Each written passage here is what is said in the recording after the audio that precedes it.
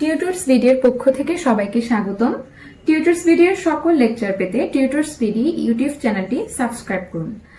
আজ আমরা পড়ব 2.2, যার নাম হচ্ছে অন্বয়। তাহলে প্রথমে আমাদের বুঝতে হবে অন্বয় কি। আচ্ছা, অন্বয় মূলত অন্বয় মানে তো সম্পর্ক।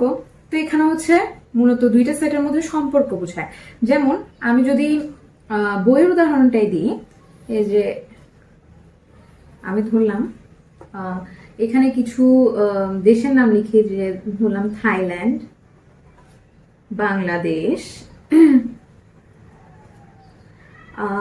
ভারত।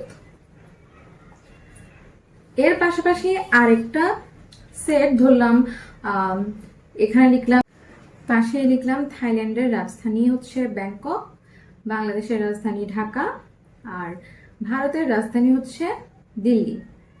তাহলে এই দুইটার সেটের মধ্যে কিন্তু একটা সম্পর্ক বিদ্যমান। এই যে একটা সম্পর্ক বিদ্যমান, কি সম্পর্ক? এটা হচ্ছে দেশ রাজধানী সম্পর্ক, দেশ রাজধানীর সম্পর্ক। তাহলে এটাকেও আমরা কি বলতে পারি? একটা অন্বয় বলতে পারি। অন্বয়কে ক্রমজোড়ের মাধ্যমে লেখা হয়, ক্রমজোড়ের সেট হিসেবে। যেমন এখানে আমি প্রথম হচ্ছে থাইল্যান্ড নিয়েছিলাম, থাইল্যান্ড, তাহলে এর পরের উপাদানটা হবে ব্যাংকক, কারণ থাইল্যান্ডের রাজধানী ব্যাংকক, আর এখানের মধ্যে দেশ রাজধানী সম্পর্ক। আরেকটা ক্রমজোড় আসবে বাংলাদেশ, কমা ঢাকা। আরেকটা ক্রমজোড় আসবে যেটা হচ্ছে ভারত, কমা দিল্লি। তাহলে এই যে তিনটা ক্রমজোড় এখানে আসলো এবং এদের মধ্যে একটা সম্পর্ক বিদ্যমান। এই যে এদেরকে, এই সম্পর্কটাকে আমি একটা সেটের মাধ্যমে প্রকাশ করলাম, এটাই হচ্ছে অন্বয়। অন্বয়। তাহলে এটার সাথে আমরা কিছুটা মিল পাচ্ছি, যে সেটের যে কার্তেসীয় গুণজ আমরা পড়েছিলাম সেটার সাথে। কার্তেসীয় গুণজের ক্ষেত্রে কিছু ক্রমজোড় পাওয়া যায়, যেটা হচ্ছে একটা সেটের মধ্যে থাকে, সেকেন্ড ব্র্যাকেটের মধ্যে থাকে। তাহলে এটাই হচ্ছে মূলত অন্বয়। এখন এই অন্বয়ের মধ্যে সম্পর্কটা নির্দিষ্ট করে বলা থাকতে পারে। যেমন আমি ধরে নিলাম যে একটা সেট এ হচ্ছে 1 2, আরেকটা সেট বি হচ্ছে 3 4।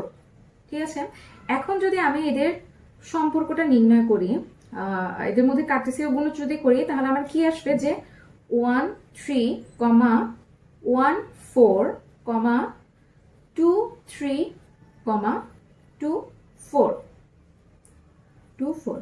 হ্যাঁ, তাহলে কার্তেসীয় গুণজ আসলে এটা। এখন এখানে যদি আমাদেরকে একটা শর্ত আরোপ করে দেয় যে ওয়াই হচ্ছে এখানে সেকেন্ড উপাদান, প্রথমটা এক্স, সেকেন্ডটা হচ্ছে ওয়াই এর মান হবে টুয়াইস এক্স, মানে এর প্রথম যে ক্রমজোড়ের যে প্রথম উপাদানটা সেটার দ্বিগুণ হবে দ্বিতীয় উপাদানটা। সেক্ষেত্রে আমাদের কিন্তু এখানে আসবে শুধু 2 4, 2 4। কেন? কারণ এখানে হচ্ছে 4টা 2 এর দ্বিগুণ, 2 দুগুণে 4। বাকিগুলোর মধ্যে কিন্তু এই সম্পর্কটা আমরা দেখতে পাই না। যেহেতু আমাকে বলা আছে y = 2x হবে, তাহলে এখানে শুধুমাত্র আমার এটাই হচ্ছে কি হবে? অন্বয় হবে। তাহলে এভাবে আমাদের কিছু শর্ত দিয়ে দেওয়া থাকতে পারে, সেই অনুসারে আমাদের অন্বয় নির্ণয় করতে হবে। এরপরের টপিকে আমরা আসি, যে ফাংশন। আচ্ছা, ফাংশন কি? ফাংশন হচ্ছে আমাদেরকে একটা শর্ত দেয়া থাকবে। যেমন আমি যদি বলি y = x + 1, এরকম একটা শর্ত দেয়া আছে। তাহলে এখানে x এর একটি মানের জন্য y এর কেবলমাত্র একটি মানই আসবে। যেমন আমি যদি x = 1 লিখি, তাহলে এখানে আমার y = 2 আসবে, 1 + 1 = 2। আবার x যদি 2 নিই, তাহলে y আসবে 2 + 1 = 3। আবার x যদি 3 নিই, তাহলে y আসবে 3 + 1 = 4। তাহলে এখানে x এর একটি মানের জন্য আমরা y এর কেবলমাত্র একটি মানই পাচ্ছি। এভাবে যদি আমরা x এর একটি মানের জন্য y এর কেবল একটি মাত্র মান পেয়ে থাকি, তাহলে এটাকে কি বলা হয়? ফাংশন বলা হয়। এ তো গেল ফাংশনের আলোচনা। এখন পড়ব ডোমেন রেঞ্জ। ডোমেন রেঞ্জ কি?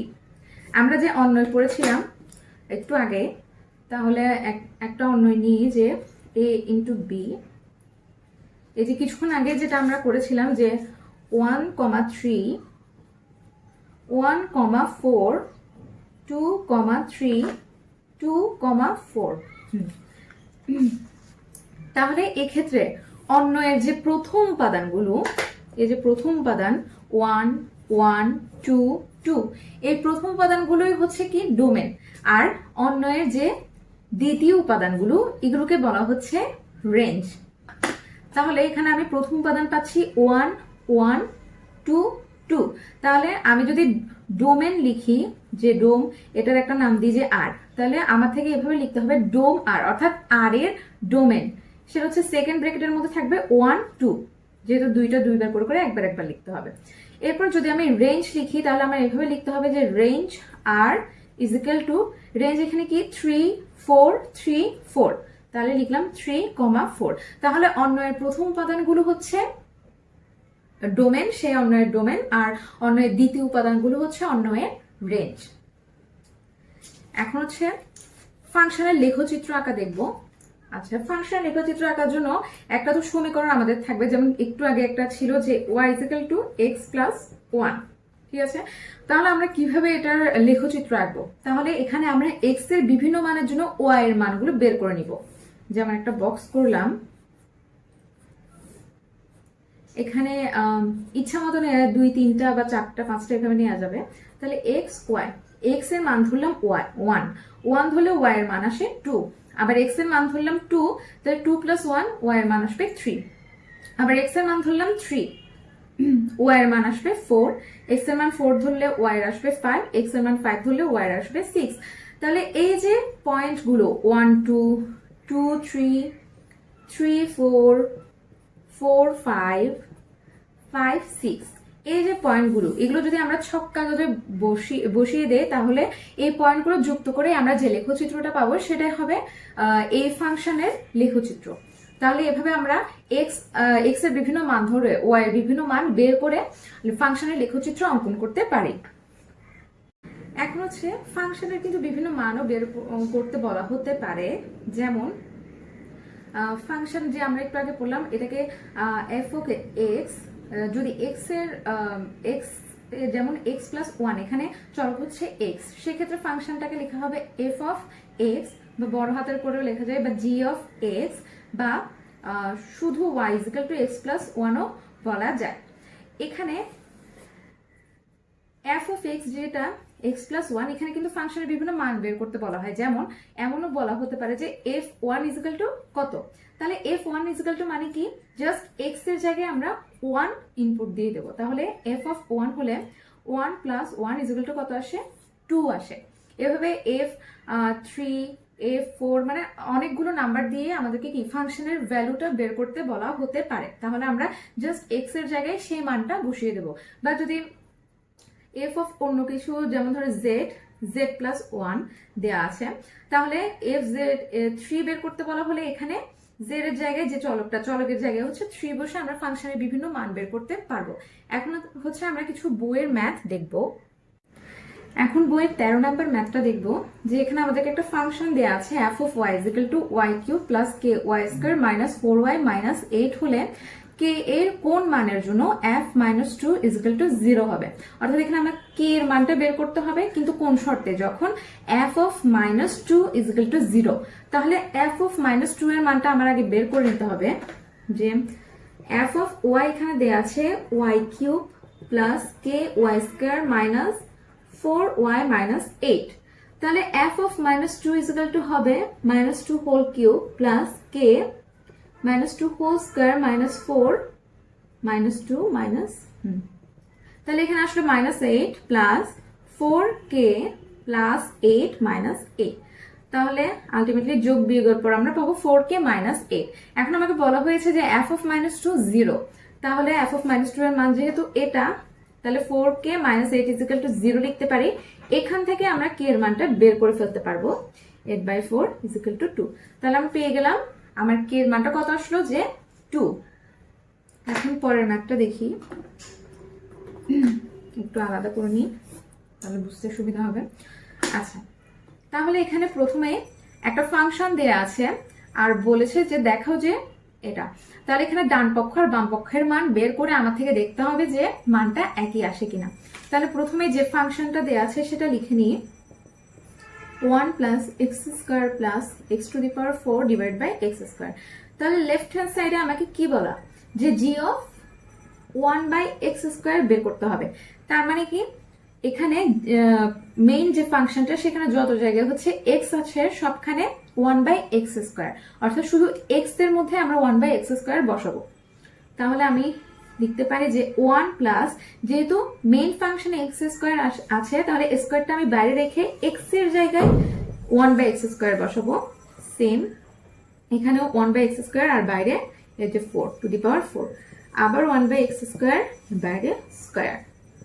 তাহলে কি আসলো 1 plus 1/x⁴ plus 1/x⁸, 1/x⁴। তাহলে এখন আমি লসাগু নিয়ে উপরে যে x⁸ হচ্ছে লসাগু, তাহলে x⁸ প্লাস এখানে আসবে x⁴ প্লাস 1।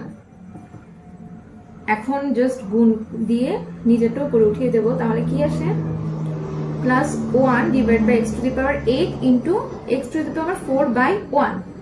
তাহলে এখানে আলটিমেটলি আমার আসলো x⁸ plus x⁴ plus 1 divide by x⁸ এটা হচ্ছে লেফট হ্যান্ড সাইডের মান। তাহলে এখন রাইট হ্যান্ড সাইডেরটা বের করে দেখি। Right hand side is equal two দেয়া আছে g(x²). তাহলে একইভাবে x এর মেইন ফাংশনের x এর সকল জায়গায় x² বসাতে হবে। তাহলে 1 প্লাস x² আর এই বাইরের স্কয়ারটা দিয়ে দিলাম, আবার x² আর বাইরের 4টা (4) দিয়ে দিলাম, x² স্কয়ার দিয়ে দিলাম। তাহলে এখন কি আসে 1 প্লাস x⁴, 2 দুগুণে 4, আবার x⁸ ডিভাইড বাই x⁴।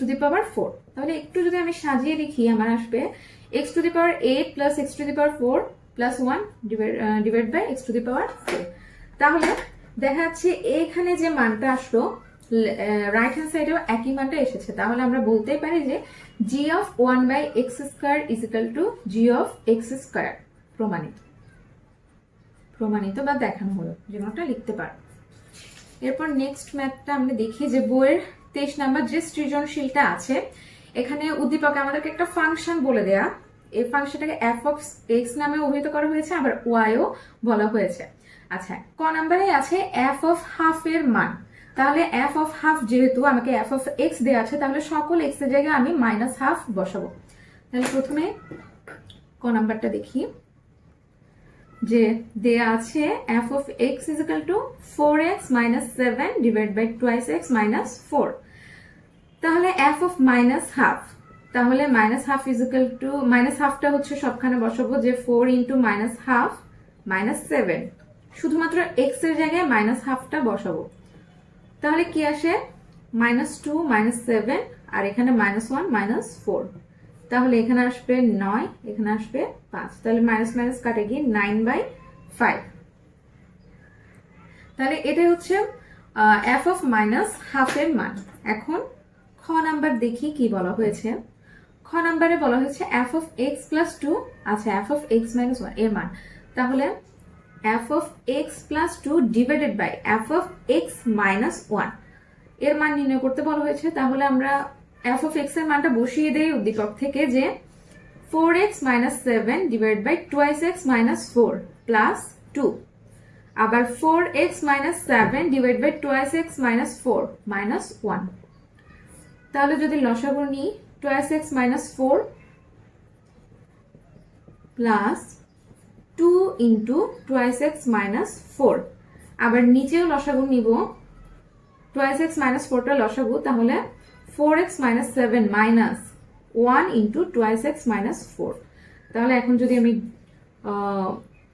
উপরে লবের ক্ষেত্রে হচ্ছে আমি গুণ করে দিই উপরে, যে 4x - 7 প্লাস 2 দুগুণে 4, তাহলে 4x প্লাস মাইনাস মাইনাস 4 দ্বিগুণে 8, আবার নিচে 2x - 4, 4x - 7 প্লাস মাইনাসে মাইনাস 2x মাইনাসে মাইনাসে প্লাস 4।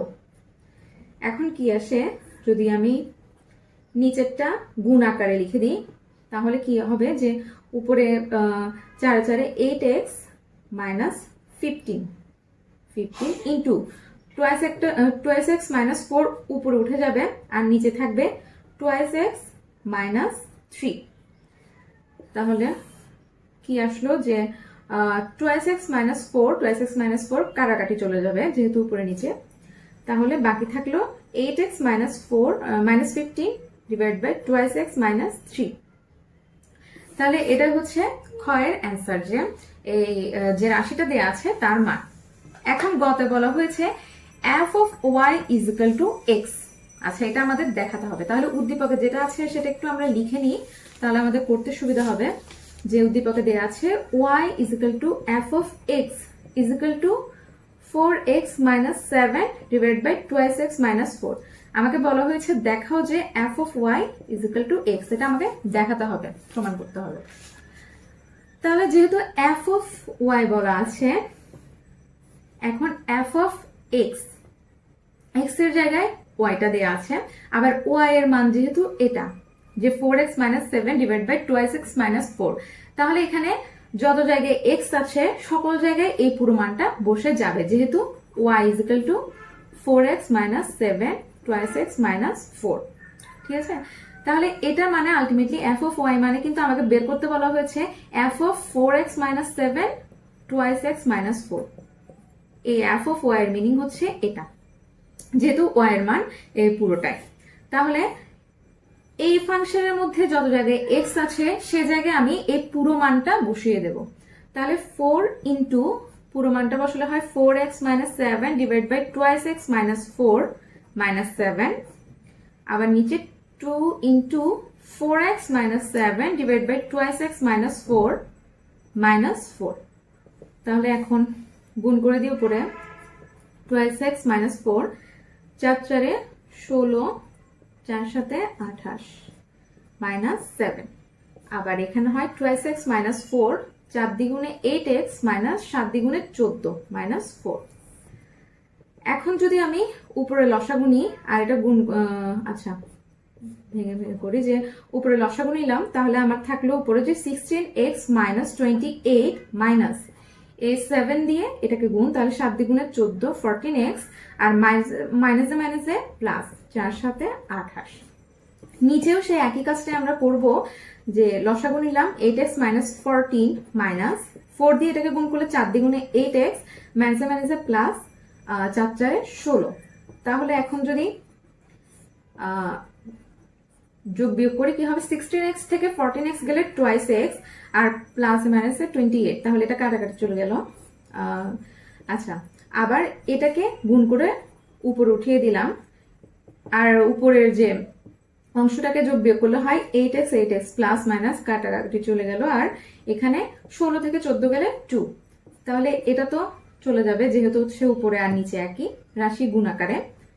এরপর থাকলো উপরে twice x নিচে x, তাহলে 2 2 কাটাকাটি গেলে আর থাকে x is equal to right hand side। আমাকে প্রশ্নে বলাই হয়েছে f of y is equal to x আসবে, তাহলে আমরা f of y এর মান বের করে দেখলাম, ঠিকই আমাদের কত আসলো, x আসলো।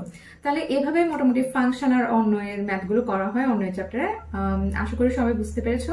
আজ এই পর্যন্তই, ধন্যবাদ।